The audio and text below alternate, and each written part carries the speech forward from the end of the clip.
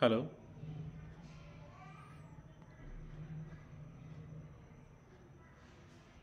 Slide দেখতে পাচ্ছেন আপনারা? হ্যাঁ স্যার, দেখা যাচ্ছে। ঠিক আছে।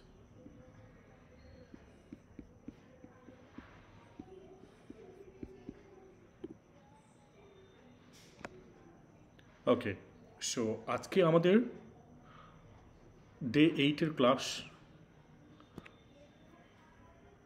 আশা করি গত ক্লাসগুলোতে যেগুলো কভার করা হয়েছিল সেগুলি হয়তো আপনারা দেখছেন, এবং রীতিমতো আজকে আমরা ক্রিটিসিজম পার্টির ম্যাক্সিমাম কভার করে আমরা অন্য ইউনিটে যাব। সেটা হয় লিটারারি থিওরি বা হয়তো লিটারেচারে। গত ক্লাস পরীক্ষার কথা বলেছিলাম, অর্থাৎ লিটারেচারের যে পার্টটুকু, অর্থাৎ বিগিনিং থেকে যে অগাস্টান পিরিয়ড বা 18th সেঞ্চুরি অবধি আমি আলোচনা করেছিলাম, তার কিন্তু প্রশ্নপত্র আমি গতকাল শেয়ার করেছিলাম। আপনারা কি প্রশ্নপত্র দেখেছেন বা সলভ করেছেন? হ্যাঁ স্যার, মতো হচ্ছে। আর স্যার অ্যানসার কিটা সকালে দেবেন? হ্যাঁ, আমি অনসারকে অলরেডি সকালে দেওয়ার কথা ছিল, দিতে পারিনি। আমি আজকে কিন্তু বিকালে এই রাত্রিবেলা দিয়েছি, একটু মিলিয়ে দেখবেন। আচ্ছা আচ্ছা, ঠিক আছে? তো হ্যাঁ, আমরা যেটা করেছি ওটা কি ছবি করে পাঠিয়ে দেবো? আপনারা ওই অ্যান্সার কি দেখে চেক করবেন দেখে হ্যাঁ যে হ্যাঁ, কটা ঠিক হয়েছে। তারপরে আচ্ছা আচ্ছা আপনার রেসপন্ড কত হলো, প্রত্যেকটা 30টি করে ভাগ করা রয়েছে, মানে হ্যাঁ হ্যাঁ, প্রত্যেকটা এজ ধরে। তো সেই মতো করে আপনাদের কেমন হয়েছে জানাবেন, যে 30টির মধ্যে আচ্ছা কটি সলভ হয়েছে, কটি ঠিক হয়েছে। ঠিক আচ্ছা আছে? আচ্ছা। হুম হুম। বাকিরা বাকিরা করেছেন? বাকিরা কি করেছেন? প্রশ্নপত্রটি দেখা হয়েছে কি? হয়নি? যদি না হয়ে থাকে আমি বলবো অবশ্যই সময় করে দেখে করে নেবেন। যে অ্যান্সার কি দিয়ে দিয়েছি মানে করবো না তেমন নয়, আপনারা যখন খুশি করতে পারেন, কারণ এখানে ওইরকম কোনো পরীক্ষা বাধা ধরার কোনো নিয়ম নেই। যেমন করে হোক, আপনার যদি লিটারেচারটাকে কভার করেননি, করে নিয়ে করে নেবেন। ঠিক আছে? ওকে, ক্রিটিসিজমের যে পার্টটি বা যে অংশটি বাকি ছিল তা থেকে আসছে। তো আমরা সাধারণত ক্রিটিসিজম থেকে পরপর ক্রিটিকদের থেকে আলোচনা করে এসেছিলাম। তো আমরা যখন লিটারারি থিওরি পড়ব, আমরা গত ক্লাসের শেষ পর্যায় থেকে এবং আজ থেকে দেখছি বা দেখব রাদার, যে যে সমস্ত আমরা ক্রিটিকদের কথা বলবো, এরা শুধুমাত্র ক্রিটিসিজমে নয়, থিওরিতেও রয়েছে। যখন ওরা একটা বাঁধাধরা একটা সায়েন্টিফিক্যালি প্রুভেন কনসেপ্টে আসবে, তখন থিওরির আন্ডারে। কিন্তু ব্যক্তিগত যদি মতামত দেখি, তাহলে গ্রামসিও, অ্যান্টোনিও গ্রামসি অন্যান্যদের মতো তার টেক্সট ওয়াইজ একটা ক্রিটিক্যাল একজন অথার। তাই ক্রিটিসিজম এবং এবং থিওরি দুটো সম্পূর্ণ একেবারে যে বিচ্ছেদ তা নয়, দুটোর মধ্যে একটা সমন্বয় রয়েছে। তাই আমরা ক্রিটিসিজম আলোচনা করতে গিয়ে ওনাদেরকেও আলোচনা করে যাচ্ছি, বিশেষ করে তাদের স্পেশাল টেক্সট, যার জন্য তাদেরকে আমরা মনে রাখি। যেমন অ্যান্টোনিও গ্রামসি, তার বিখ্যাত ক্রিটিক্যাল টেক্সট হচ্ছে prison notebooks. So prison notebooks লিখেছেন Italian Marxist philosopher and communist politician Antonio Gramsci. 1891 তার জন্ম, 1937 মৃত্যু। সো প্রিজন নোটবুকস, এটি তিনি ইমপ্রিজনমেন্ট অবস্থায় লিখেছিলেন, জেলে বন্দি অবস্থায় লিখেছিলেন। যখন মুসোলিনির তখন শাসন চলছিল, তাকে বন্দি করে রাখা হয়েছিল। 1926 থেকে তার জীবনের শেষ অধ্যায় অবধি, 1937 অবধি তিনি কিন্তু কারাবাসে তিনি সময় কাটিয়েছিলেন। তো এই নোটবুকস, এখানে যে তথ্যগুলো পাই, সেখানে যে বিষয়বস্তুগুলো নিয়ে তিনি চর্চা করেছেন তা কিন্তু বিশদ রয়েছে। দার্শনিক ধারা, রাজনীতি, কালচার, সংস্কৃতি প্রভৃতি নিয়ে। ওকে, জাস্ট এ সেকেন্ড।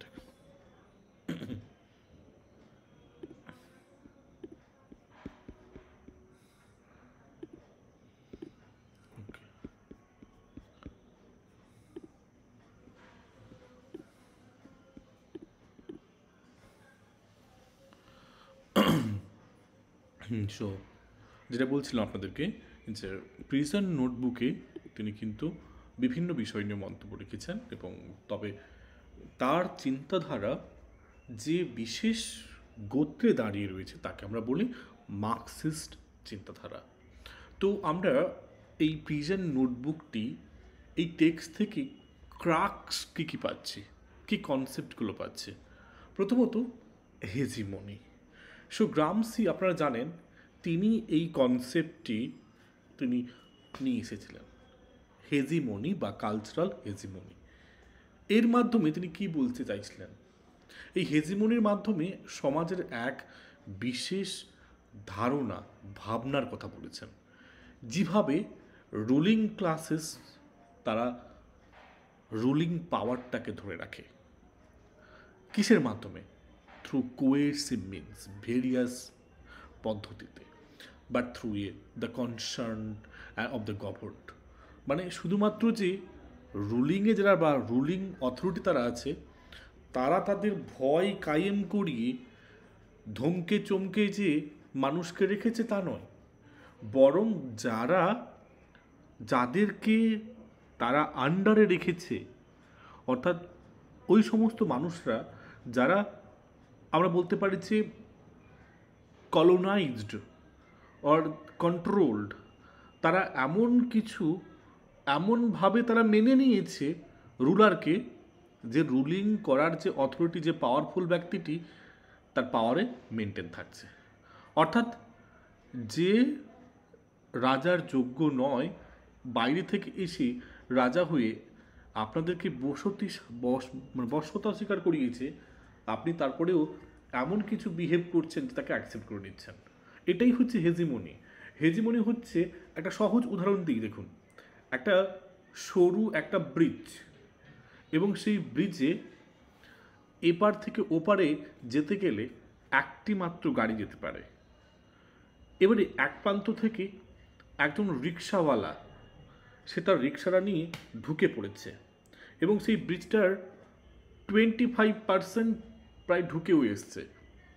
হঠাৎ করে কোথা থেকে একটা রুদ্ধশ্বাসে কালো রঙের স্করপিও অন্য প্রান্ত থেকে ছুটে এসে ঢুকে পড়েছে, এবং যে ঢুকে পড়েছে 10%ও ঢুকে নেই। তৎক্ষণাৎ সে পোর পিপল যিনি রিক্সা নিয়ে ঢুকেছিল সে পিছিয়ে পিছিয়ে পিছিয়ে চলে যাচ্ছে এবং সামনের ব্যক্তিকে সাইড দিচ্ছে। এটাই হচ্ছে হেজিমনি।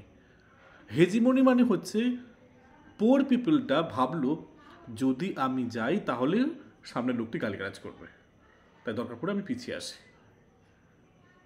তো তিনি বলেছেন, he argued that cultural and ideological dominance is as significant as political and economical control. একই রকমভাবে সমাজে কিছু সাংস্কৃতিক, কিছু আদর্শগত ডমিনেন্স রয়েছে যেগুলো পলিটিক্যাল এবং ইকোনমিক্যালের মতো অ্যাক্টিভলি রোল প্লে করছে। তারপরে আসবো নেক্সট কনসেপ্ট, যাকে আমরা বলছি অর্গানিক ইন্টেলেকচুয়াল। এটিও একটি অভূতপূর্ব একটা কনসেপ্ট যেটা গ্রামসির কাছ থেকে আমরা পেয়ে থাকি। সো গ্রামসি ডিস্টিংগুইশড, তিনি বিভেদীকরণ করেছেন বিটুইন ট্র্যাডিশনাল ইন্টেলেকচুয়ালস, আরেকটা হচ্ছে অর্গানিক ইন্টেলেকচুয়ালস। সো এই দুই ধরনের বৌদ্ধিক ব্যক্তি কারা, আমাদের কাছে প্রশ্ন। সো এখানে প্রথমে ট্র্যাডিশনাল ইন্টেলেকচুয়ালস কারা? Who claim independence from class origins. অর্থাৎ এখানে বলছে যে গোষ্ঠী থেকে তারা জন্ম হয়েছে সেখান থেকে তারা স্বাধীনতা পেতে চায়। অর্গানিক ইন্টেলেকচুয়ালস কারা? Who emerge from specific social classes and contribute to the articulation of their class interest. অর্থাৎ ট্র্যাডিশনালরা চায় তারা নিজেদের যেখান থেকে সৃষ্টি সেখান থেকে বেরিয়ে যেতে, কিন্তু এরা কি করছে? ওই নিজেদের মধ্যে থেকে স্পেসিফিক্যালি নির্দিষ্ট গোষ্ঠীটাকে রিপ্রেজেন্ট করে সেই গোষ্ঠীর হয়ে, মানে যদি আমি একটা ইন্ডিয়ান হিসেবে ধরি, ইন্ডিয়ান সে ইন্ডিয়াননেসটাকে ত্যাগ করে যদি সে ওয়েস্টার্নটাকে অ্যাকসেপ্ট করছে, তাহলে ও হচ্ছে ট্র্যাডিশনাল ইন্টালেকচুয়ালস, বা অ্যাকসেপ্ট করতে পারে বা হয়তো ওয়েস্টার্ন কালচারটাকে নেগলেক্টও করতে পারে। সো কী করছে, সে তার ওই নিজের ক্লাস যে অরিজিন থাকে সেখান থেকে এক হচ্ছে বেরিয়ে আসতে চাইছে, বা হয়তো সে সেটাকে মেনটেন করতে চাইছে। তো ট্র্যাডিশনালরা হচ্ছে ব্রডার ওয়েতে ভাবছে না। অর্গানিক ইন্টেলেকচুয়ালস হচ্ছে ওই সমস্ত ব্যক্তিরা, তারা সমাজের ইচ অ্যান্ড এভরিথিং, কেউ হচ্ছে cultural sphere, social sphere, economic sphere, প্রত্যেক স্ফিয়ারটাকে তারা রিপ্রেজেন্ট করছে। কেউ ট্রাইবাল কালচার, কেউ হিন্দু কালচার, কেউ ইসলামিক কালচার, এবং তাদের কালচার থেকে উঠে এসে ওই গোটা ইন্ডিয়াননেসটাকে রিপ্রেজেন্ট করতে চাইছে। তো অর্গানিক ইন্টেলেকচুয়ালস হচ্ছে এরাই, যারা হচ্ছে সম্পূর্ণভাবে বিরোধী করা বা সম্পূর্ণভাবে মেতে যাওয়া নয়, তারা নিজেদের যে সেলফ আইডেন্টিটিটাকে বিভিন্ন বিভিন্নভাবে, অর্থাৎ বৈচিত্র্যের মধ্যে ঐক্য দেখাতে চেষ্টা করছে। So he emphasize the importance of organic intellectuals in building a counter hegemonic culture. যেমন ধরুন 1757-এ যখন সিপাহী বিদ্রোহ হলো, তো এই সিপাহী বিদ্রোহের সময় তখন দেখবেন বাংলার সম্রাট, বাংলার নবাব, তিনি লড়াই করছিলেন স্বাধীনতার জন্য, ভারতের জন্য। তো সেখানে সে কিন্তু একটা স্পেসিফিক জায়গার হয়ে না লড়াই করে সে কিন্তু গোটা ইন্ডিয়ার হয়ে লড়াই চেষ্টা করছিল, তাই কি না? বিষয়টা হচ্ছে ও কিন্তু ফিল করেনি যে আমরা যদি ইউনাইটেড হই, বাংলা, বিহার, তারপরে বোম্বে, মহারাষ্ট্র, এরা সবাই যদি একত্রিত হতে পারতো তাহলে একটা অর্গানিক ইউনিটি হতে পারতো। কিন্তু আমি যদি কারোর সাথে সংযোগ না করে আমি যদি একাই লড়াই চেষ্টা করি ব্রিটিশদের বিরুদ্ধে, তাহলে পারবো না। যেমনটা করে আমরা পরাজিত হয়েছি, যেমনটা 1757 সালে বা 1857 সালে সবাই পরাজিত হয়েছি। কিন্তু 1947-এ কী হয়েছিল দেখুন, কোথাও গান্ধীজি রয়েছে, কোথাও আবার এদিকে আমাদের রবীন্দ্রনাথ ঠাকুর রয়েছে, তাহলে কেউ সাহিত্যের মাধ্যমে, আবার কেউ হয়তো বীরত্বের মাধ্যমে, এখানে নেতাজি সুভাষচন্দ্র বোস রয়েছে, আবার বিভিন্ন জায়গায় বিভিন্ন ধর্মগুরু রয়েছে, বিভিন্ন যোদ্ধা রয়েছে, তারা সবাই একত্রিত হয়েছিল, ইউনাইটেড হয়ে তারা কিন্তু আবার দেখুন প্রত্যেকে আবার নিজস্ব সত্তাও কিন্তু ধরে রেখেছিল। তো সেই জন্য বলা হয়েছে অর্গানিক ইন্টেলেকচুয়ালস হচ্ছে তারা, যারা ইচ সেক্টরে থেকেও তারা ফিল করে যে আমি পার্টে পারবো না, আমার ইউনিটির প্রয়োজন আছে। So he emphasize the importance of organic intellectuals in building a counter hegemonic culture. তো হেজিমনি তখনই বন্ধ হবে যখন সুপিরিয়র ইনফেরিয়র, ইনফেরিয়র সুপিরিয়র কাছে ভয় পাবে, সুপিরিয়র ডমিনেন্ট ফিল করবে, এরকম না হয়ে তারা এগিয়ে যাবে। এবারে আসবো তার তৃতীয় concept, common sense and good sense. Gramsci common sense হিসেবে বলেছেন যেটা হচ্ছে কালেকশন অফ পপুলার বিলিভস। যেমন হচ্ছে বিড়াল রাস্তাঘাটে চলে গেল, একটা অঘটন ঘটতে পারে, and values that's the people's perception of the world, এবং সেভাবে পৃথিবী দেখে। তাই জন্য he argued that while common sense can serve as a tool for the ruling class, it also contains elements of good sense that can be harnessed for revolutionary change. আর good sense বলতে যেটা in real লাইফে possible, যেটা সাথে কোনো এই superstition থাকে না, যেখানে সবাই মানে কি down to earth humble way সব কিছুকে অ্যাকসেপ্ট করবে। ওয়ার পজিশন এবং ওয়ার অফ ম্যানিভার, এই কনসেপ্টটিও এখান থেকে পাওয়া গেছে। সো গ্রামসি এই দুটিকে পার্থক্য করে দেখিয়েছেন। এই ওয়ার ম্যানুভার বলতে ডাইরেক্ট কনফ্রন্টেশন, কারোর সাথে মুখোমুখি সম্মুখীন হওয়া, আর অন্যদিকে ওয়ার অফ পজিশন মানে gradual establishment of A counter hegemonic culture. ধীরে ধীরে ধীরে ধীরে আপার ক্লাস লোয়ার ক্লাসের মধ্যে যে এই যে ব্রিজিংটা ডাইরেক্টলি না হয়ে ধীরে ধীরে তারা কিন্তু একটা মিটমাট করার চেষ্টা করছে। And the building of alliance, এবং একটা চুক্তির, একটা সংঘবদ্ধের, একটা সিভিল সোসাইটি ক্রিয়েট করার চেষ্টা করা হয়েছে। এছাড়া রয়েছে প্যাসিভ রিভলিউশন, নিষ্ক্রিয় বা আমরা বলতে পারি যে চুপিসারে। দ্য কনসেপ্ট ডিসক্রাইবস চেঞ্জেস, পরিবর্তন that occur within a society, একটা সমাজের মধ্যে হয়েই চলেছে, that appear to be progressive, এবং যদি সেটাকে আমরা বলি উন্নয়নশীল হতে পারে, but actually serve to maintain existing power structure. তবে এমন কিছু মনে হয় যে যেটা আমাদের দেশের স্বার্থে, দশের স্বার্থে, যদি আমরা রাজ্য সরকার বা কেন্দ্র সরকারের প্রকল্পগুলি দেখি, আখেরে মনে হয় জনগণের জনকল্যাণের জন্য, কিন্তু অ্যাকচুয়ালি দেখা যায় যে তাদের নিজস্ব একটা স্বার্থ সিদ্ধির একটা প্রয়াস রয়েছে। তাই এইটু একটা প্যাসিভ রেভলিউশন। সো গ্রামসি তাই এই বিশেষ করে তিনি বলতে চাইছেন যে to analyse how some social movements, এই যে বললাম যে মুভমেন্টগুলি বা প্রকল্পগুলি co-opt revolutionary ideas without leading to genuine change, কোনো পরিবর্তন নয়। আজকে উইমেন এম্পাওয়ারমেন্ট, ফেমিনিজম, এইসব যে কনসেপ্টগুলো বহু আগে থেকে উঠে এসেছে, তবুও কি ইকুয়ালিটি আনতে পেরেছে? কারণ ইকুয়ালিটি আনার তো লক্ষ্য নয়, উদ্দেশ্য হচ্ছে রেভলিউশন, বিপ্লব, চেঞ্জ করা হবে। কারণ উদ্দেশ্য কিন্তু সমতা নয়। এবারে আসবো উম্বার্টো ইকো।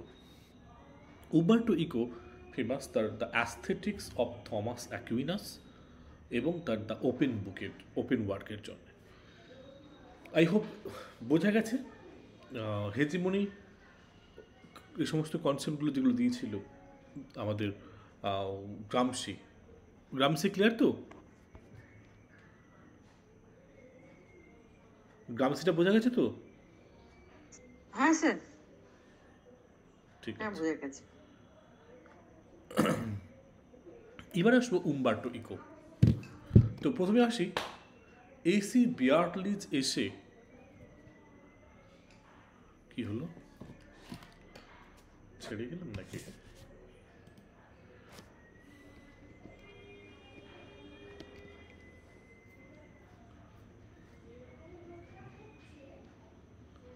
না, ইকোকে ছেড়ে গেছি,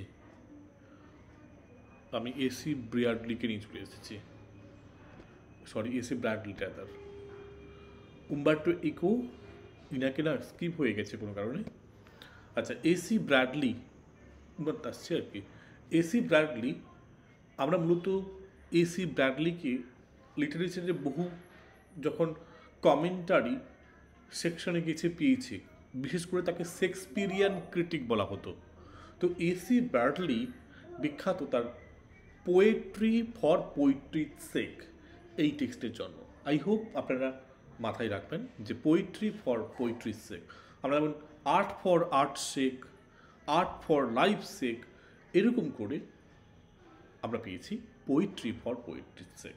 যদিও আর্ট ফর আর্ট সেক ছিল মুভমেন্ট, আর্ট ফর লাইফ সেক ছিল মুভমেন্ট, কিন্তু পোয়েট্রি ফর পোয়েট্রির সেক এটা কিন্তু মুভমেন্ট নয়, এটা একটা এসে, ঠিক আছে, 1900-এ। এবং এটি পাবলিশড হয়েছিল as a part of his collection, তার নাম হচ্ছে পোয়েট্রি ফর পোয়েট্রির sake and other essays. Okay, so এখানে ব্র্যাডলি কি চাইছেন, কি মেনলি ব্যাখ্যা করতে চাইছেন? সো আমরা জানি তিনি শেক্সপিরিয়ান ক্রিটিক। তো তিনি এখানে এক্সপান্ড করেছেন his focus to encompass the broader field of poetry. Okay, so প্রথমে তিনি কি বলেছেন, যেমন হচ্ছে ডেফিনিশন অফ পোয়েট্রি।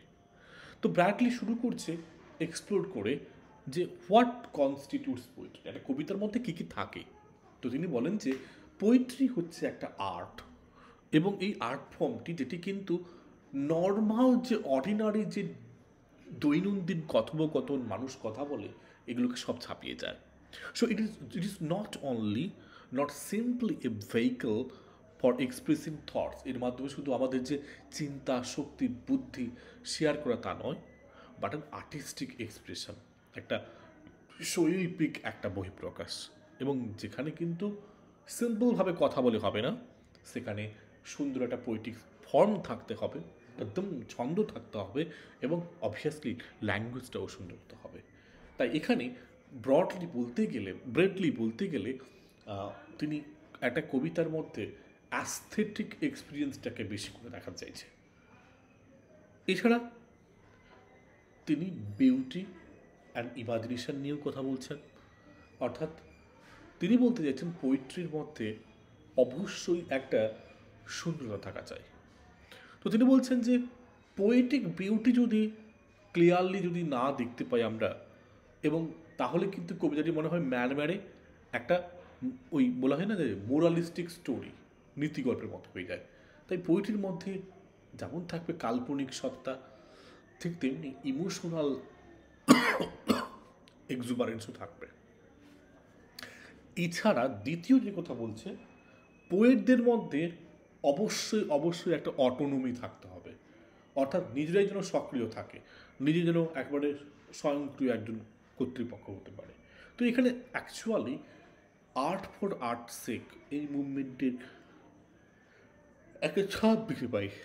যেমন one of the central tenets of Bradley's argument is the idea that তার মোদ্দা কথা হচ্ছে তিনি বলছেন যে poetry should exist for its own sake, অর্থাৎ পোয়েট্রি এমন নয় যে মানি আর্নের জন্য, পোয়েট্রি এমন নয় যে এমনটাই হবে যে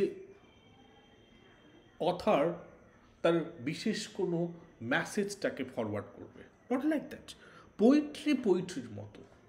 তো তিনি বলছেন রাদার দ্যান এক্সটার্নাল পারপাসে such as moral instruction or political commentary, this perspective মানে এই যে আর্ট ফর আর্টসে, পোয়েট্রি পোয়েট্রির জন্য, পেন্টিং পেন্টিংয়ের জন্য, গান গান গাওয়ার জন্য, গান যারা শেখে তার মানে এটা নয় যে স্টেজে গাওয়ার জন্য, নট লাইক দ্যাট।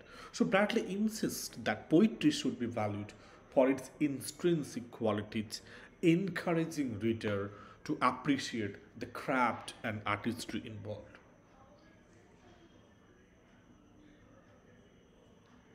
এছাড়া তিনি ইমোশনের কথাও বলেছেন, ল্যাঙ্গুয়েজ এবং ফর্মের সম্পর্কেও বলেছেন, but these are minor things. Now come to the next critic, Sigmund Freud, creative writers and day dreaming. তার যদিও বাকি টেক্সটগুলিও অনবদ্য আমরা কিন্তু এখানে তার ক্রিয়েটিভ রাইটার্স অ্যান্ড ডে ড্রিমিংটাকে গ্রহণ করেছি ক্রিটিসিজমের পার্সপেক্টিভ থেকে। সো সিগমন্ড ফ্রয়েডের এই এসেটি creative writers and day dreaming published হয়েছিল 1908 খ্রিস্টাব্দে।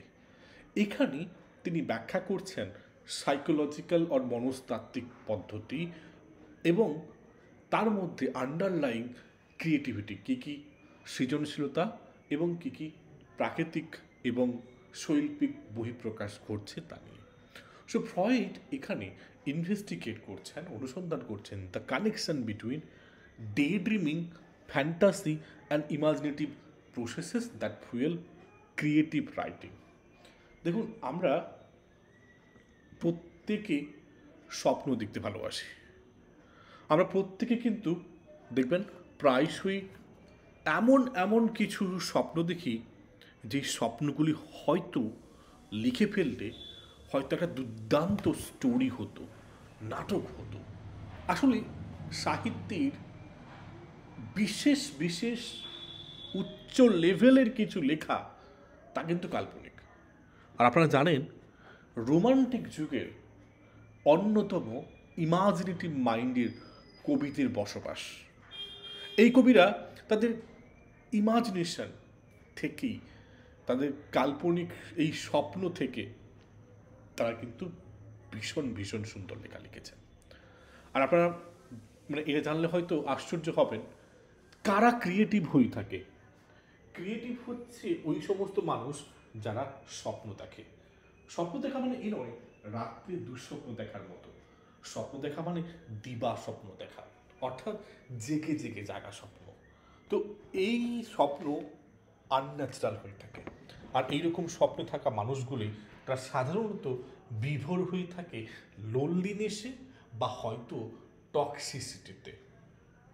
সো ফ্রয়েড এখানে ইনভেস্টিগেট করছে the connection between day dreaming, fantasy, imaginative processes. এই সব কিছু কিন্তু ক্রিয়েটিভ রাইটিংকে কিন্তু সুন্দর করতে হবে। সো এখানে আমরা ডিটেল ওয়েজ দেখব যে তিনি কী করে তার এই টেক্সটের মাধ্যমে কোন কোন কনসেপ্টগুলিকে এখানে প্রভাবিত করেছেন আমাদেরকে। প্রথমে তিনি পার্থক্য দেখিয়েছেন বন্ধুরা এরকমভাবে যে ডে ড্রিমিং আর ড্রিমিং দুটো একই নয়। সো ফ্রয়েড ডিফারেন্সিয়েটস, পার্থক্য করিয়েছেন day dreaming from dreaming asserting that day dreams are more conscious, অনেক সচেতনভাবে দেখি, ডেলিবারেট, ইচ্ছাকৃতভাবে দেখি।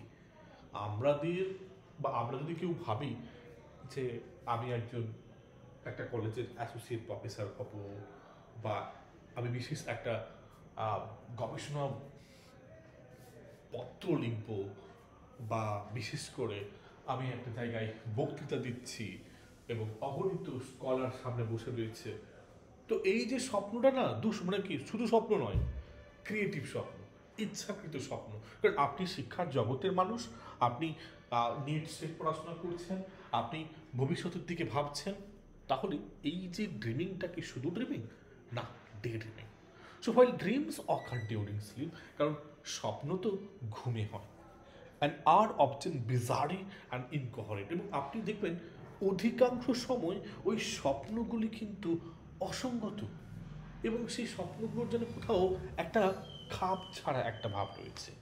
তো তাই এগুলো কিন্তু আমাদের অধিকাংশ ক্ষেত্রে দেখবেন চিন্তা, ফ্যান্টাসি, যেগুলো আমাদের দৈনন্দিন দিনে আমরা পাইনি, অর্থাৎ রিপ্রেসড ডিজায়ার, বা যেগুলো হয়তো আমাদের ক্যাপাসিটির মধ্যে নেই, সেগুলোকে নিয়ে আমরা স্বপ্ন দেখি।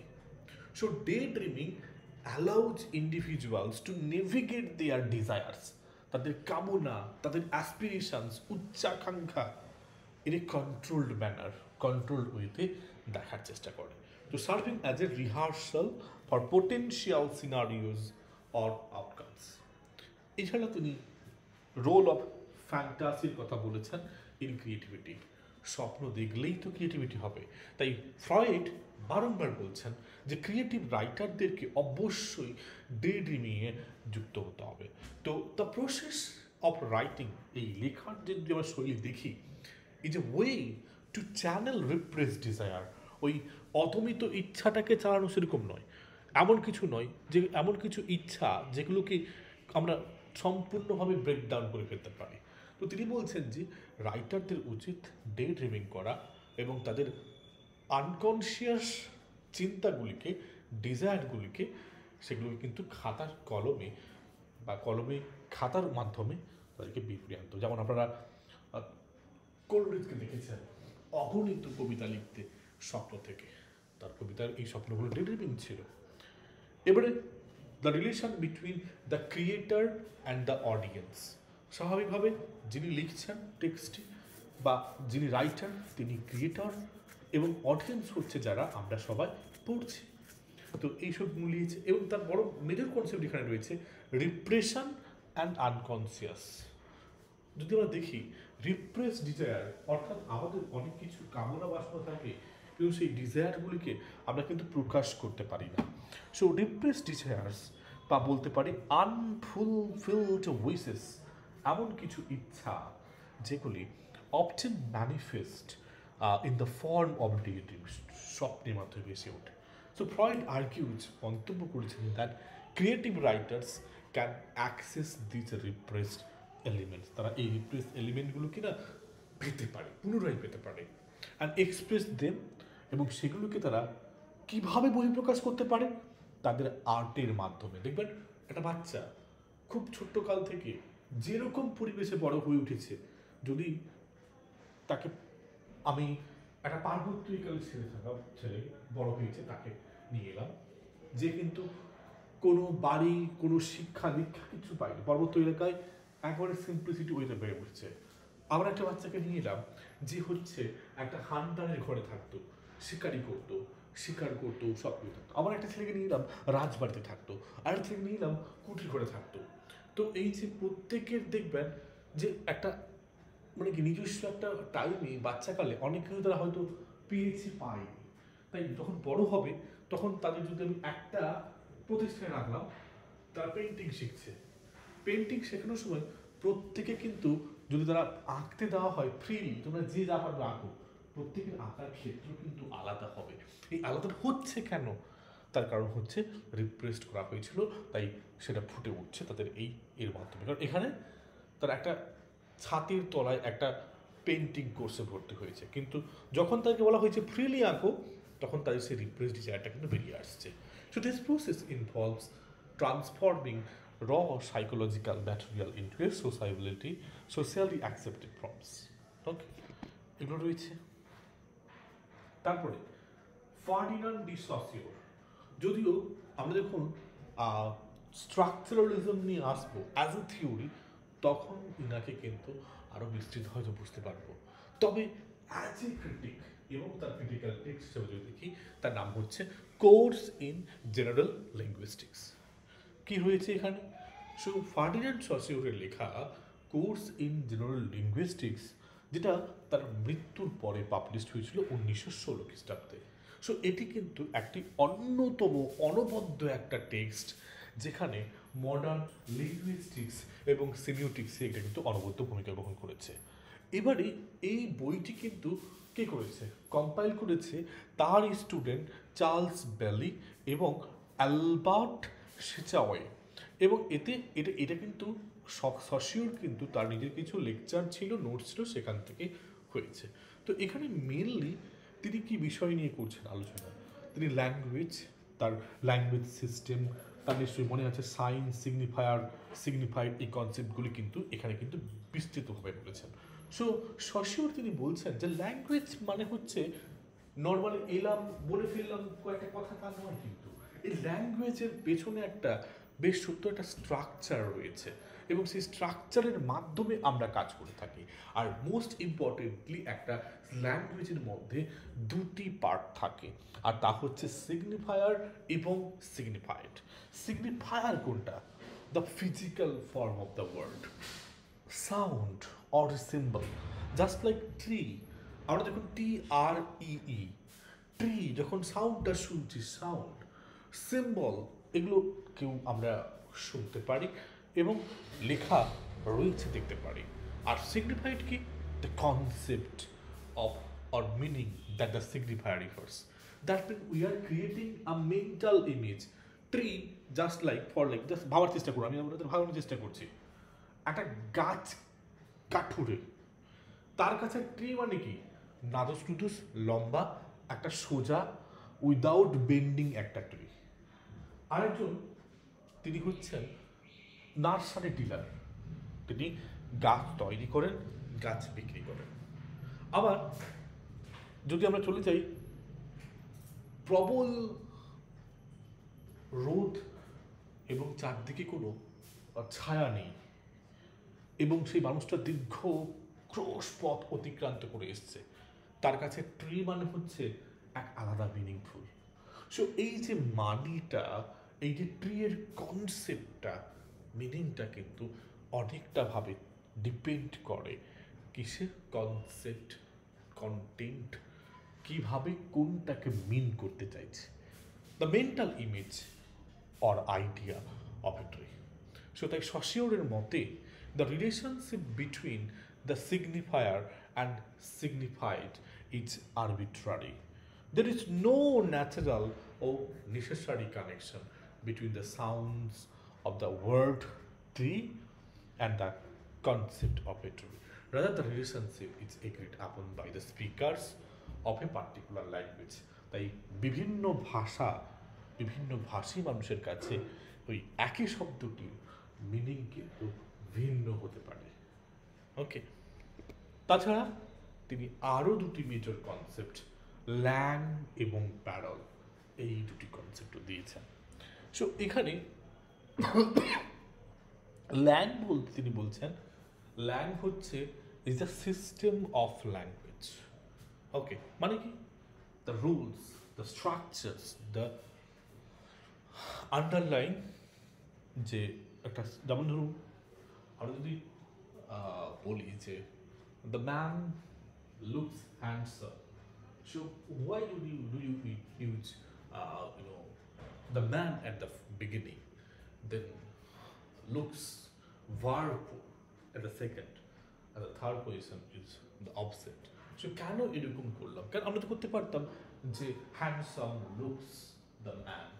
সো এটা হচ্ছে না, করছে না, তার কারণ হচ্ছে ল্যাঙ্গুয়েজের একটা স্ট্রাকচার থাকে।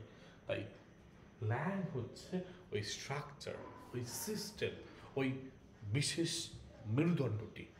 আর প্যারল হচ্ছে the actual use of language in speech and writing by individuals, কেমন করে মানুষ বোঝার জন্য, আন্ডারস্ট্যান্ডিংয়ের জন্য ইউজ করে। So parole includes the concrete instances of language use, the individual speech acts that people produce. Okay, so যদি আমি চলে আসি, আর কি কনসেপ্ট রয়েছে? সিনক্রনিক এবং ডায়াক্রনিক লিঙ্গুইস্টিক। সো এখানে সিনক্রনিক বলতে তিনি বলছেন language at a specific point in time, একটা নির্দিষ্ট পয়েন্টে আমি ল্যাঙ্গুয়েজটাকে অবজার্ভ করছি। So this approach looks at the structure of A language at a particular moment, হয় বিগিনিং পোর্শন, হয় মিডল পোর্শন, বা দ্য শেষ মুহূর্তে ব্যক্তি যখন কথা বলছে আমি তখন যেটাকে একটা নির্দিষ্ট টাইম ধরে ওটাকে আমি অবজার্ভ করছি। So focusing on how elements of the language system relate two one another at that point, অর্থাৎ একই টাইমে হবে এটা নির্দিষ্ট ক্ষেত্রে। ডায়াক্রনিক বলছে হিস্টোরিক্যাল ডেভেলপমেন্ট, ধাপে ধাপে ধাপে ধাপে ধাপে 2020-তে কী হয়েছিল, 2005-এ কী হয়েছিল, 2010-এ কী হলো, 15-তে কী হলো, 20-তে কী হলো। তো এই যে এখানে না একটা নির্দিষ্ট সময় নয়, একটা ধাপে ধাপে ধাপে ধাপে করে রেজাল্টগুলি নিয়ে একটা এভারেজ করা হচ্ছে। So studies the historical development and evolution of language over time. So this was the traditional focus of linguistic before Saussure. Okay, next হচ্ছে arbitrary nature of the sign. দুর্দান্ত একটা কনসেপ্ট, এখানেও কিন্তু আমরা তা পেয়েছি। তো এই যে সাইন, আমরা যেটাকে পড়ছি, দেখছি, দেখে যে ভাবনা করছি, এটা কিন্তু কখনো ফিক্সড নয়, বরং চেঞ্জিং। তো সসিওর এখানে ফেমাসলি আর্গিউ করছে যে the link between the signifier and signified is arbitrary, যেটাকে আমরা কন্ট্রোল করতে পারি না। The relationship is not based on any inherent connection between sound or image and the concept, but is instead socially constructed. কারণ এই যে sign, সিগনিফায়ার, সিগনিফাইড, এই যে সম্পর্কটি, এই সাইনটি সিগনিফায়ার কিন্তু একটা কনটেক্সট দেখছে, তারপরে সে কিন্তু সিগনিফাই করছে। একটা উদাহরণ দিলে বোঝা যাবে, there is nothing about sounds cat, cat উচ্চারণে এমন কিছু বিষয় আহামরি নেই that inherently suggest the animal, পুরোপুরি একটা জন্তু বোঝাচ্ছে। ইট রেফার্স টু, স্বাভাবিক রেফার করছে ডিফারেন্ট ল্যাঙ্গুয়েজে, হয়তো ক্যাট মানে হয়তো আলাদা হতে পারে, ডিফারেন্ট সাউন্ড হতে পারে। যেমন হচ্ছে দেখুন, স্প্যানিশ ভাষায় গ্যাটো মানে হচ্ছে বিড়াল, আবার ফ্রেঞ্চে চ্যাট, CHAT, চ্যাট মানে হচ্ছে বিড়াল, তারা কিন্তু ওরকমই উচ্চারণ করে। তাই সাইন বা উচ্চারণ এগুলো সব কিন্তু আরবিট্রারি, কোথাও কিন্তু ফিক্সড নয়। ওকে, নেক্সট আসবো ক্লড লেভি-স্ট্রস। আশা করি আমাদের পূর্বের যিনি ছিলেন, অর্থাৎ আমাদের সসিওর, বোঝা গেছে। তারপরে আসবো ক্লড লেভি-স্ট্রস। যাওয়া যাক, ক্লিয়ারলি বোঝা যাচ্ছে তো? কনসেপ্টগুলি কি বুঝতে পারছেন? অগণিত কনসেপ্ট বুঝতেই পারছেন। থিওরি ক্রিটিসিজমে গাদাগুচ্ছ কনসেপ্ট রয়েছে, তবে সিম্পল ওয়েতে ছোট্ট করে বুঝে নিলেই হবে।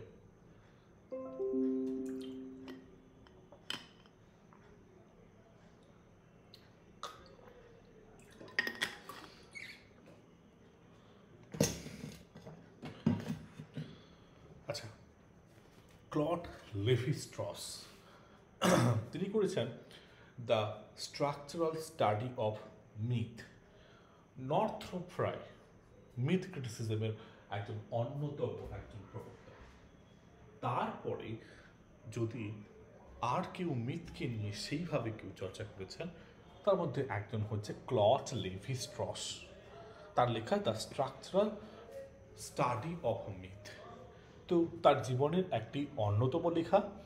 তো এখানে কিভাবে আমরা মিথটাকে বুঝি, এই পুরাণটাকে বোঝার জন্য আমরা কিভাবে বিভিন্ন কালচারে কী প্রভাব ফেলেছে তা দেখে থাকি। তাই আমরা প্রথমে আসবো তার কনসেপ্ট অফ মিথে। লেভি-স্ট্রস বলছেন myth not as a set of isolated stories. Myth মানে হচ্ছে এখন যেগুলো পড়া হয় না, পূর্বে হতো, বিচ্ছিন্ন, যার কোনো এখন কোনো প্রভাব নেই এমন কিছু গল্প বা এমন কিছু সিম্বল, তা নয়। তিনি বলছেন মিথ হচ্ছে as part of broader network, একটা বিশাল একটা জনসমগ্রের কাহিনী of meaning that are structured in the same way that language is structured. যেমন করে ভাষা স্ট্রাকচার হয়েছে ঠিক তেমনি করে মিথও স্ট্রাকচার হয়েছে। সো মিথ আর লাইক, মিথ হচ্ছে ঠিক যেন বাক্যের মতো ইন এ ল্যাঙ্গুয়েজ, একটা সেন্টেন্সে। সো গভর্ন বাই রুলস, যেটা নিয়ম কানুন সব কিছুর উপরভাবে ডিপেন্ড করছে। তো ক্লড লেভি স্ট্রসের মতে মিথ ফুলফিল এ ইউনিভার্সাল হিউম্যান নিড, মানুষের প্রয়োজনটাকে মেটায়, to make sense of contradiction, আমাদের মধ্যে বিভেদীকরণ, বিচ্ছেদীকরণ, এই জন্য binary and binary opposition in life.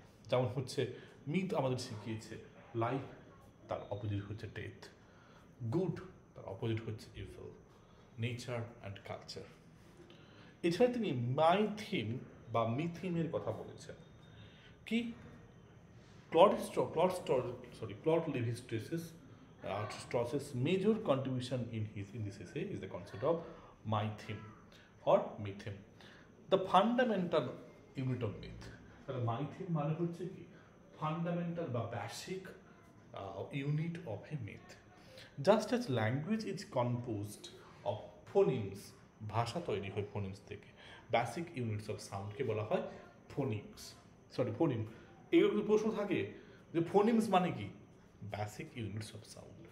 Myths are composed of mythemes, একই রকমভাবে মিথও তৈরি হয়েছে মাইথিমস থেকে, which are recurrent narrative themes of element.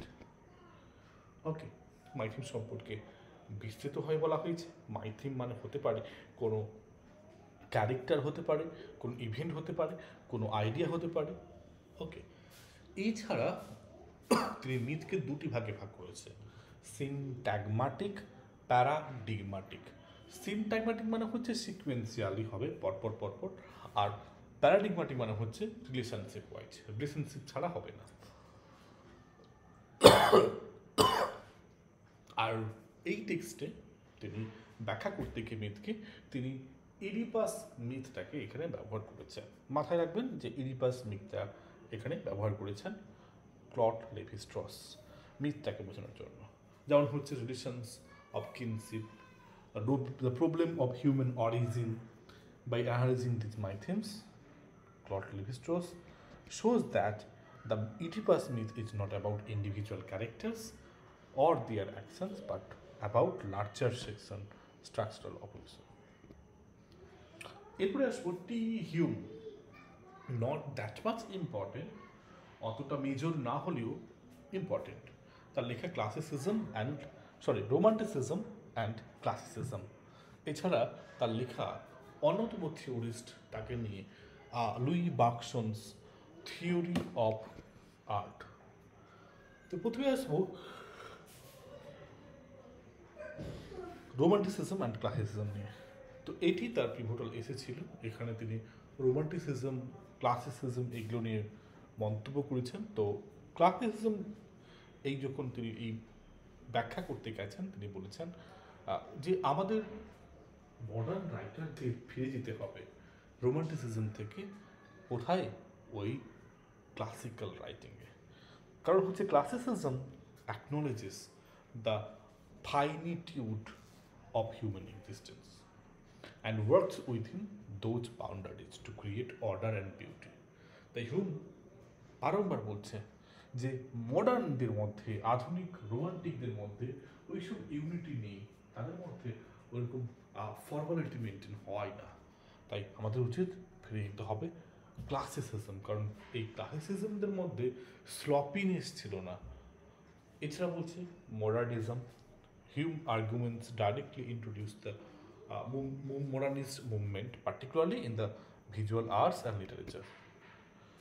বাকসনস theory of art, এখানে তিনি বিশেষ করে বাকসনের ফিলোসফিক্যাল থিওরি, যেমন হচ্ছে কোয়ান্টিফিয়েবল টাইম, তাকে তিনি বলছেন ক্লক টাইম, যেটাকে আমরা হিসাব করতে পারি, সংগ্রহ করতে পারি, কোয়ান্টিফিয়েবল টাইম বলা হয়।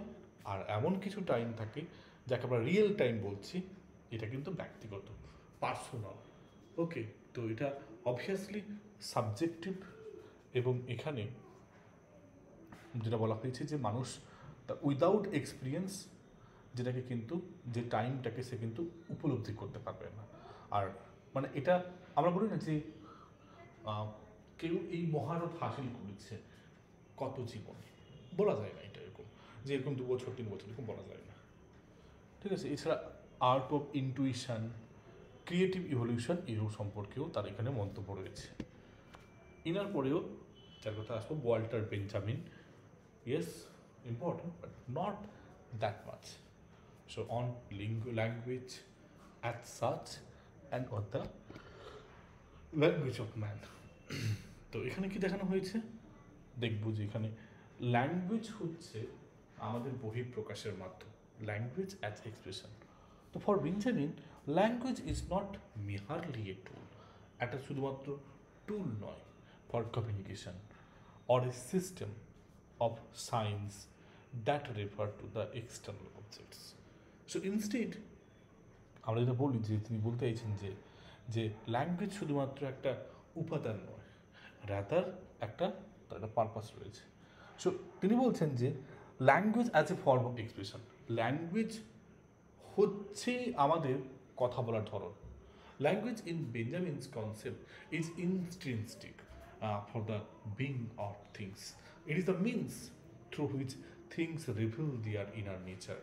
তার ভিতরের অর্থটি মানুষটার মধ্যে ফুটে ওঠে পরবর্তী সময়। So this conception aligns with his broader metaphysical ভিউজের সাথে অনেকটা মিল করে।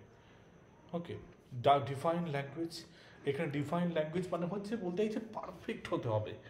ক্রিয়েটিভ ল্যাঙ্গুয়েজ যেটা গডের মুখ থেকে নিঃসৃত হয়েছে। এছাড়া naming as knowledge, according to Benjamin, Benjamin বলছেন যে the act of naming is the highest form of linguistic expression.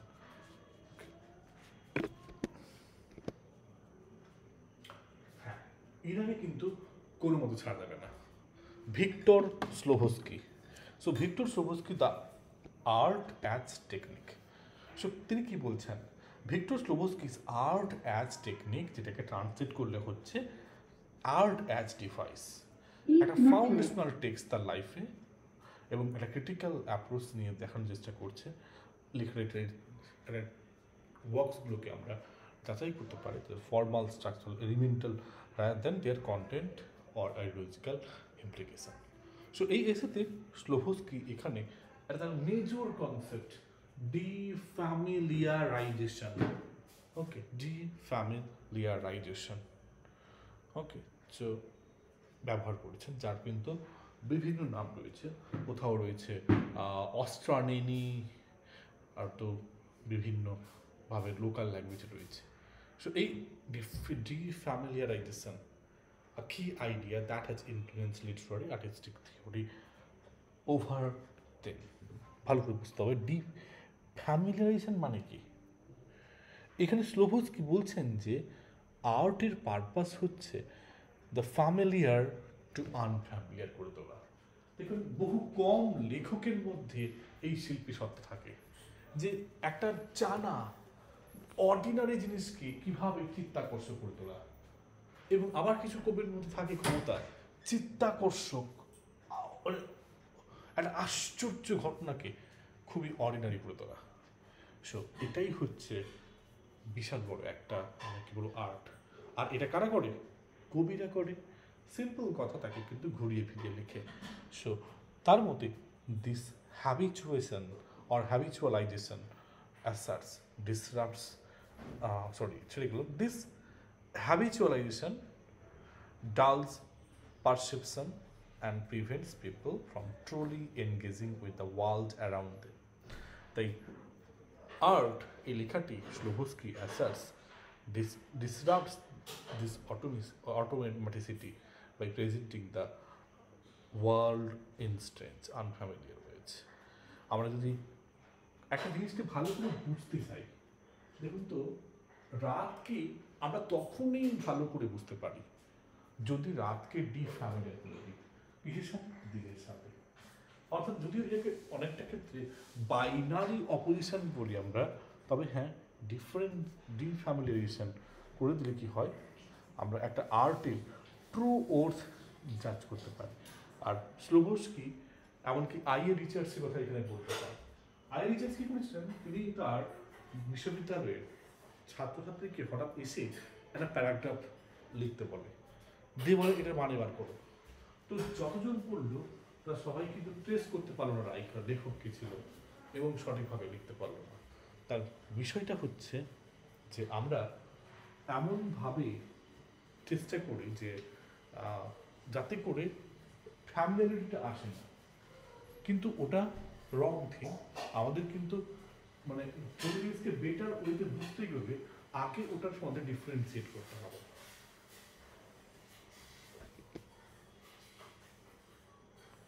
এগুলো মেজর কনসেপ্ট না হলেও দেখবেন।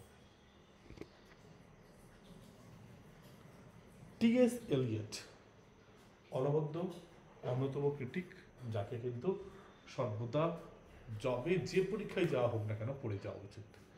Tradition and the individual talent, তার দ্য মেটাফিজিক্যাল পোয়েট্রিও রয়েছে, হ্যামলেট অ্যান্ড হিজ প্রবলেমস, এটা মেনলি দুটো দেওয়া হয়েছে।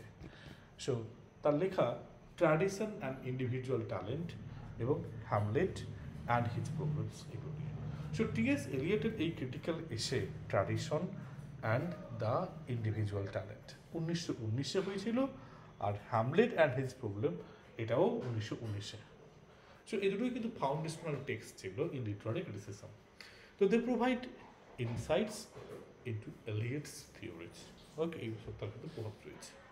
তো এখানে ট্র্যাডিশন মানে কি বলতে চাইছে, আমরা সহজ করে যদি দেখি, মানে এমন কিছু ক্লাসিক্যাল লেখা যারা সময়ের সাথে সাথে হারিয়ে যায়নি, কালের এই যে ক্রমবর্ধমান এই সময়ে আমরা যদি দেখি যে যেগুলো আজকেও কিন্তু প্রিভ্যালেন্ট, আজকেও কিন্তু সবাই চর্চিত করছে, তাদেরকে আজকেও কিন্তু অ্যাকসেপ্ট করছে। তাই ওই সব কিছুকে আমরা ট্র্যাডিশন বলবো, ঠিক আছে? ইন্টারটেক্সচুয়াল এই কনসেপ্টটাও কিন্তু একটা মেজর কনসেপ্ট, মানে একটা টেক্সটের সাথে আরেকটা টেক্সটের কিন্তু একটা রিলেশন থাকে। এবং পোয়েট দেখবেন এমনভাবে তারা রচনা করেন যে তাদের লেখা আরেকটা লেখার সাথে লিঙ্ক আছে। যদি আপনারা দেখেন under the greenwood tree, এই যে লেখাটি আমাদের শেক্সপিয়ারের লাইন ছিল, সেটাকে নিয়ে থমাস হার্ডি একটা উপন্যাস লিখে ফেললো। আবার আপনারা নিশ্চয়ই জানেন দ্য সেকেন্ড কামিং, সেই কবিতাতে দেখবেন একটা লাইন আছে যে থিংস ফল অ্যাপার্ট, এবং সেই থিংস ফল অ্যাপার্ট সেই লাইনটা নিয়ে লিখে ফেললেন চিনুয়া অ্যাচিপে একটা উপন্যাস।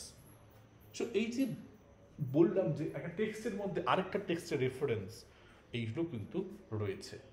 আর এখানে ইন্ডিভিজুয়াল ট্যালেন্ট যেটাকে বলছি, যে যেটা আমরা বলতে পারি যে পুরোপুরি এটা মানে পুরো যে এটা মানে এলিয়টের কনসেপ্ট, এই কনসেপ্ট কিন্তু বহু আগে অ্যারিস্টটল বলে গেছে, যেখানে প্লেটো যখন বলছে কবিরা হচ্ছে পথ খারাপ কারণ তারা মাইমেসিস করছে, কপি করছে, অন্যদিকে গুরুর শিষ্য হয়ে অ্যারিস্টটল বলছে যে না, কপি করা নয়, আর কপি করা খারাপ নয়, নকল করা উচিত, নকল না হলে তো নতুনত্ব হবে না, কারণ নকল করতে না শিখলে, কেমন করে লেখা যদি আমি না জানি, তাহলে আমি কি করে ভালো করতে পারি? তাই তিনি বলছেন individual talent it's necessary, but obviously ট্র্যাডিশনটাকেও প্রয়োজন। আমরা যদি ট্র্যাডিশনটাকে ভুলে যাই, তাহলে নতুনরা হয়তো কোথাও কুল কিনাটা খুঁজে পাবো না। তিনি এখানে একটা থিওরি ব্যবহার করেছেন, ইমপার্সোনাল থিওরি, আপনারা নিশ্চয়ই জানেন। সো তিনি এখানে দেখিয়েছেন যে কিভাবে পোয়েটরা তাদের লেখাকে এমনভাবে তৈরি করে যেখানে তার নিজের পারপাস কখনো সাবজেক্টিভ হয় না, সে কখনো নিজের ওপিনিয়ন দেয় না, অর্থাৎ প্যাসিভলি করে, অবজেক্টিভলি করে। সো এলিয়ট এখানে আর্গুজ করছেন that the poet's personal feelings and experience should not intrude into the work of art. Instead, The poet must undergo a process of self-sacrifice, where their individual emotions and experience are subsumed into a more impersonal poetic vision. এছাড়া পোয়েটের সব minor রয়েছে। Hamlet and his progress, এই টেক্সটে অনবদ্য text তার একটি বিশেষ কনসেপ্টের জন্য, তা হচ্ছে অবজেক্টিভ কোরিলেটিভ। এছাড়া এখানে আমরা ইডিপাস কমপ্লেক্সও পাই। ওকে, সো এখানে এলিয়ট ফেমাসলি মন্তব্য করেছেন যে Hamlet is an artistic failure. ভাবতে পারছেন, এলিয়ট নিজেই বলছে যে যে শেক্সপিয়ারের লেখা হ্যামলেট একটা শৈল্পিক সত্তা থেকে ব্যর্থ। এত বড় কমেন্ট, যেখানে হ্যামলেট হচ্ছে শেক্সপিয়ারের লেখা অনবদ্য টপ 4টি নাটকের মতো থাকে। সো দম দরকার, এত সহজেই বলা যায় না। তাই তাই এখানে, কারণ এই হ্যামলেট যেখানে অন্যদিকে ধরা হয় গ্রেটেস্ট, আর সেখানে তিনি বলছেন আর্টিস্টিক ফেলিওর। তো দিস ইজ প্রভোকেটিভ একটা মন্তব্য। তো Eliot's critique is based on the idea that the emotion in the play are in excess of the means used to express them. তো এইসব বিষয় রয়েছে। তিনি এখানে সব থেকে গুরুত্ব নিয়ে হচ্ছে অবজেক্টিভ কোরিলেটিভ। সো এলিয়টের মতে the failure of the boy, বা ছেলেটির যে ব্যর্থতা, লাইজ ইন শেক্সপিয়ার্স ইনএবিলিটি, এটা ঘটনার মধ্যে নয়, বরং শেক্সপিয়ারের অক্ষমতা রয়েছে। Okay, inability to find an objective correlative for Hamlet's emotions. The objective correlative is a concept, যেটা এলিয়ট বলেছেন, সেটা কি দেখে নেবো আমরা। তিনি বলছেন অবজেক্টিভ কোরিলেটিভ মানে হচ্ছে এ সেট অফ অবজেক্টস, কয়েকটা অবজেক্ট নিয়ে তৈরি হতে পারে, সিচুয়েশন, কোনো ঘটনা বা মুহূর্ত নিয়ে হতে পারে, বা এ চেইন অফ ইভেন্টস বা অগণিত ঘটনাকে নিয়ে হতে পারে, হুইচ শাল B the formula of that particular emotion. So in Hamlet, Eliot argues that the emotions Hamlet feel are not sufficient to justified by the events in the play.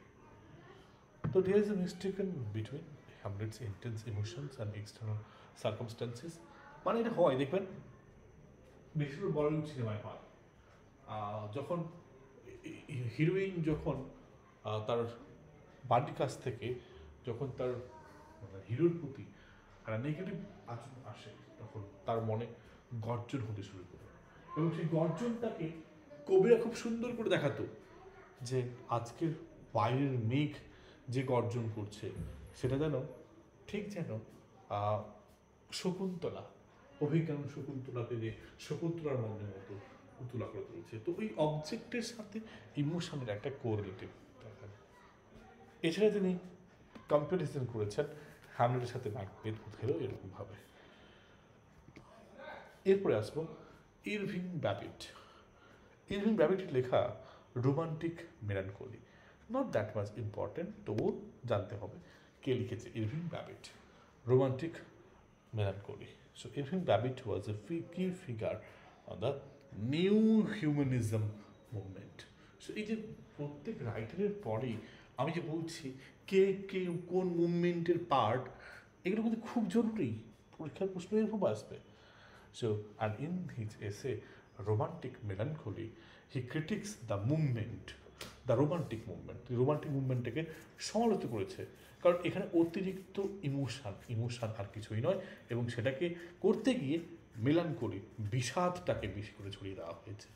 তাই তিনি বলছেন, তাই রোমান্টিক বলছে, not romantic but they are মেলানকোলিক।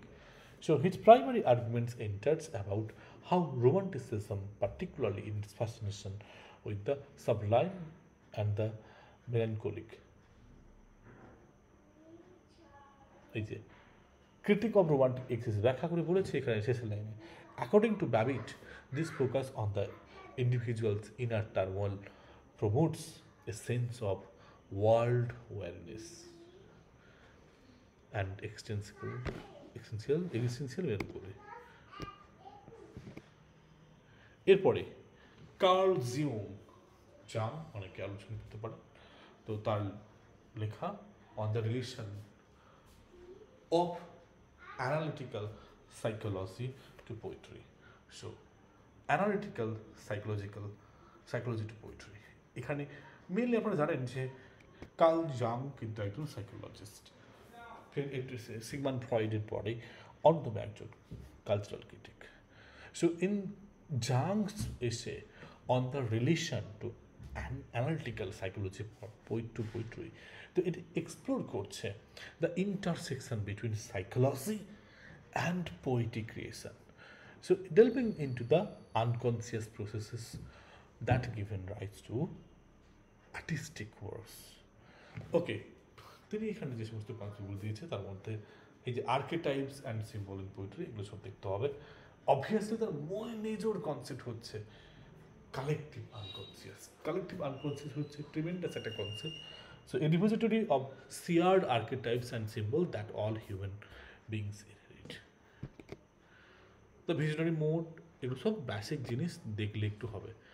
Therapeutic function of poetry, দারুণ এরকম বলেছেন যে in line with his psychological theories, জাং কিন্তু একটা মেজর একটা মানে কি বলবো পারপাসের কথা বলেছে, তা হচ্ছে পোয়েট্রি ক্যান সার্ভ, পোয়েট্রি যেন বেদনা হৃদয়ের কাছে বলবের মতো, পোয়েট্রি হচ্ছে বিষণ্ণতা কাটিয়ে এক মন স্থির করে ভবিষ্যতের দিকে এগিয়ে যাওয়ার একটা গল্প। So therapeutic function by bringing unconscious content to the surface by engaging with the symbols and archetypes present poetry. এরপরে আসবো লিওন ট্রটস্কি।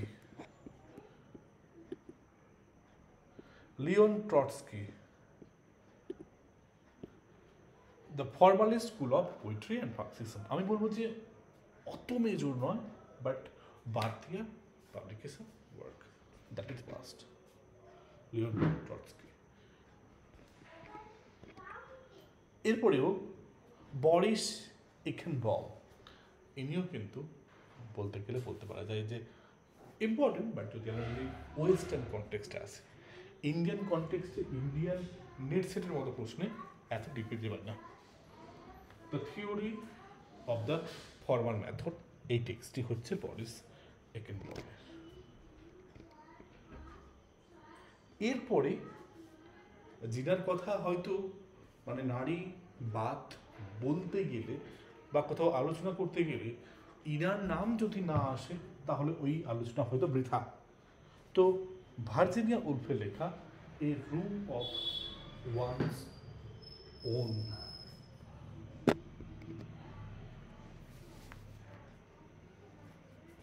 পাবলিশ হয়েছিল 1929 খ্রিস্টাব্দে।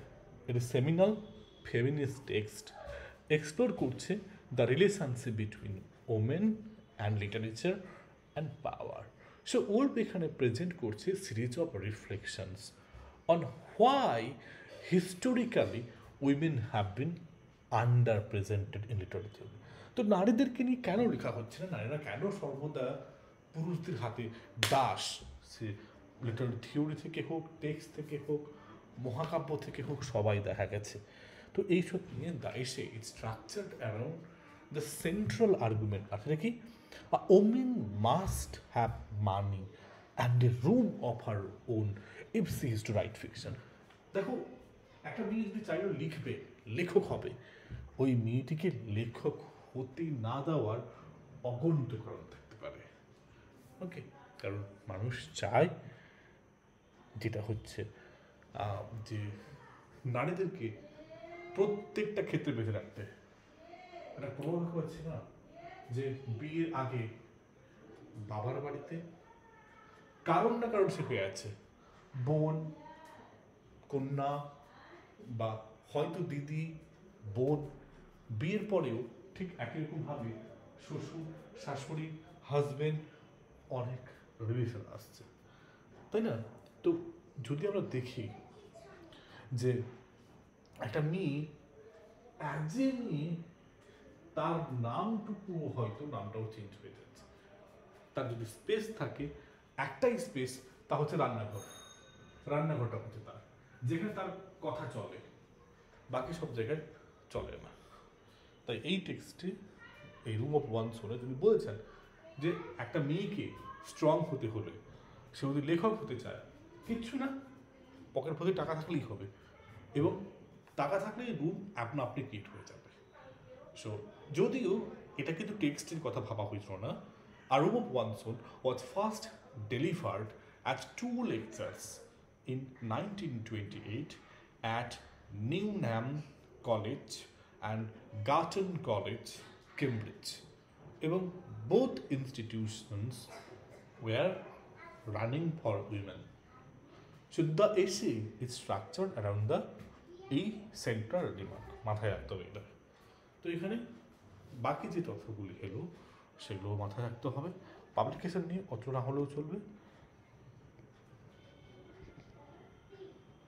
এখানে না একটা মাইন্ডের কথা বলেছিলেন তিনি, সেটাকে আমার আলোচনা করতেই হয়, তা হচ্ছে অ্যান্ড্রোজিনিয়াস মাইন্ড। কি এটা কি?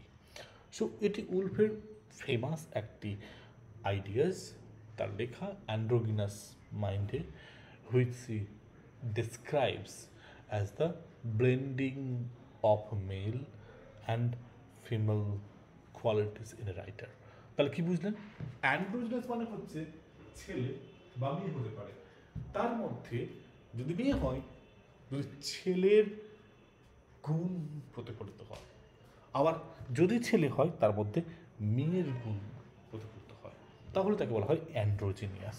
So Woolf argues that the best writer, including Woolf, suggests that to write well, women must transcend anger and bitterness about their poison.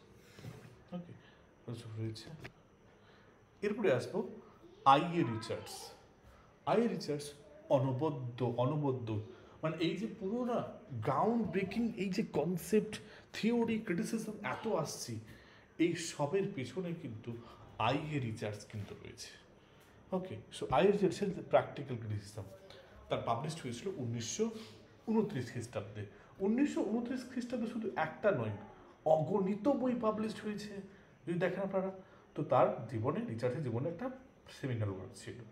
তো এই যে লেখাটি মানে প্র্যাকটিক্যাল ক্রিটিসিজম, এটা কিন্তু একটা এক্সপেরিমেন্ট করতে করতে আমাদের অথার কিন্তু জানতে পেরেছেন কীভাবে হয়। তো কী হলো, যখন কেমব্রিজ ইউনিভার্সিটিতে তিনি যখন ছিলেন, হি presented poems to his students, তার কি ছাত্রকে পোয়েম দিয়ে দেবে উইদাউট প্রোভাইডিং ইনফরমেশান, কী লিখেছে, অথার, লাইফ, হিস্টোরিক্যাল কনটেক্সট, এসব করে। সো রিচার্ড তারপরে কি বললো, হোক তোমরা লেখো, কে কথা বুঝতে পারছো, একটা কবিতা স্টাইলে দিল, কাউকে অর্থ বললো না, কে লিখেছে এগুলো শোনা হলো। তখন সবাই যখন লিখে নিয়ে এলো ভিন্ন ভিন্ন সব উত্তর। কারণ this method of blind reading aimed to isolate the text as a central object of study, encouraging students to rely on their own interpretation. Close reading এগুলো সব রয়েছে। হ্যাঁ, এটা কিন্তু খুব গুরুত্বপূর্ণ। 4 কাইন্ডস অফ মিনিংয়ের কথা কিন্তু আইএ রিচার্ডস বলেছে। একটা হচ্ছে সেন্স, দ্বিতীয় হচ্ছে ফিলিং, তৃতীয় হচ্ছে টোন, চতুর্থ হচ্ছে ইন্টেনশন। এরপরে আসবো আরও একজন অন্যতম থিওরিস্ট বা ক্রিটিক বলতেই পারেন, যে তার নাম হচ্ছে মিখাইল বাখতিন। সো বাখতিনের লেখা এই এসেটি epic and novel toward a methodology for the study of the novel, the foundational text of his theory of the novel. তো এখানে বাখতিন আলোচনা করতে গিয়ে তিনি যেটা বিশেষ কথাই বলছেন বা বিশেষ অংশটিকে নিয়ে, তা হচ্ছে ডায়ালজিজম, পলিফোনি অ্যান্ড হেটেরোগ্লোসিয়া। এইসব কিন্তু কনসেপ্টগুলো এখানে কিন্তু বিস্তৃতভাবে ব্যাখ্যা করা হয়েছে। So Bakhtin's essay sets out to explore the essential difference between epic and the novel.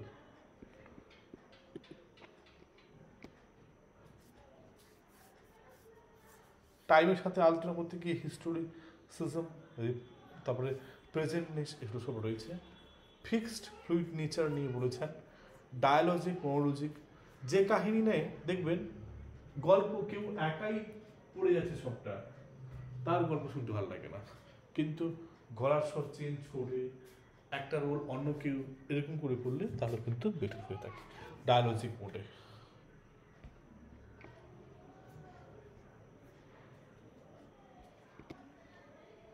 Next আসবো George Bataille, the not on the notion of expenditure. Not that much important, but we need to go for a better learning too. যেমন এসেটার নাম হচ্ছে the Notion of expenditure, লা nation D defence. First published হয়েছিল 1933 খ্রিস্টাব্দে জার্নালে লা critic Sosale. ওকে, তবে অতটা শ্রীবৃদ্ধি পায়নি, তবে এখানে তিনি তার লেখার মধ্যে ব্যাখ্যা করেছেন যে একটা কবিতা, একটা আর্ট ফর্মটাকে রেডি করতে কীরকমভাবে কী লাগে।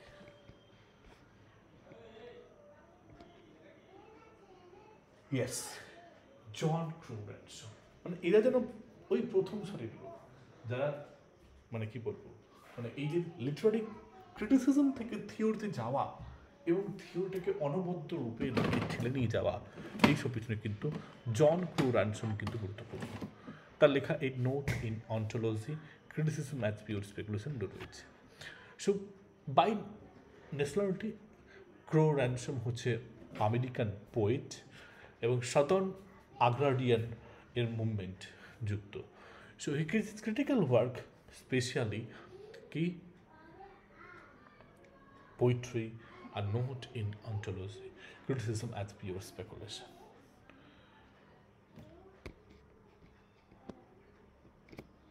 নট দ্যাট মাচ বললাম আর.পি.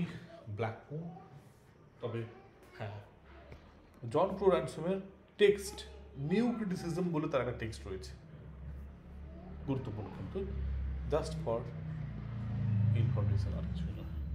আর.পি. ব্ল্যাকমোর তার লেখা হচ্ছে a critic's job of work, একটা ক্রিটিক বা সমালোচকের কাজ কি। Okay, so American literary critic and poet also a critic's job of work.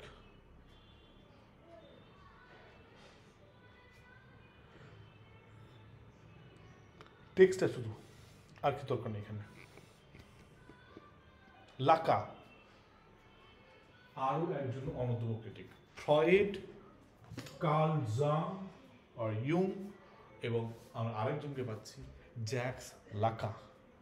তার লেখা হচ্ছে the mirror stage as formulative of the function of the I as revealed in psychoanalytic experience, মানে major একটা বড় একটা টেক্সটের নাম। The agency of the letter in the unconscious of reason poet.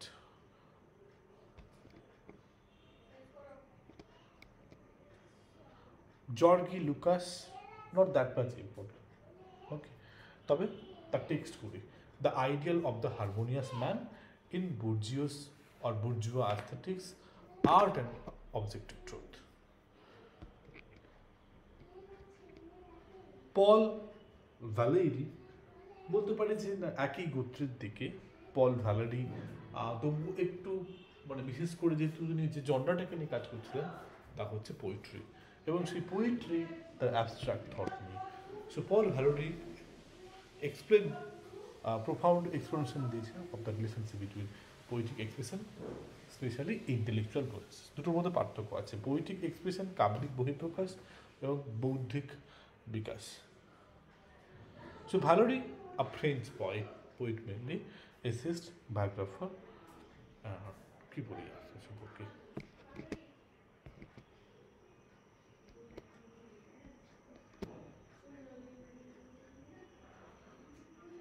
তিনি যে কনসেপ্টগুলো করেছেন তার মধ্যে এই যে রয়েছে। ওকে, নট দ্যাট মাচ, বেশি কিছু এরকম বোঝানোর মতো তেমন কিছু নেই, জাস্ট অর্ডিনারি এগুলো রয়েছে, একটু দেখতেই হবে। তো এইভাবে আমরা বলতে পারি যে এই পল ভ্যালেরির মাধ্যমে আমরা ক্রিটিসিজমটাকে শেষ করব। তাহলে যদি দেখেন আমরা কিন্তু বাঁধা ধরার ওই নিয়মের মাধ্যমে আমরা কিন্তু স্টাডি না করে আমরা চেষ্টা করেছি একটা সিলেবাসটাকে কভার করে এগিয়ে যাওয়ার জন্য। ঠিক আছে, তো ক্রিটিসিজমটা এখানে আবার কমপ্লিট করব। আবার একটা নেক্সট ইউনিট নিয়ে নেক্সট আলোচনায় আসবো।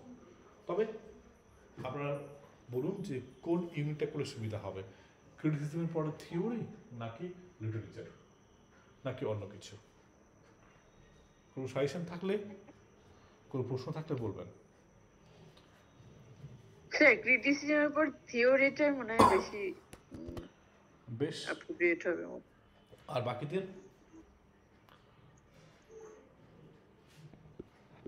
বাকিদের মতামত জানাবেন।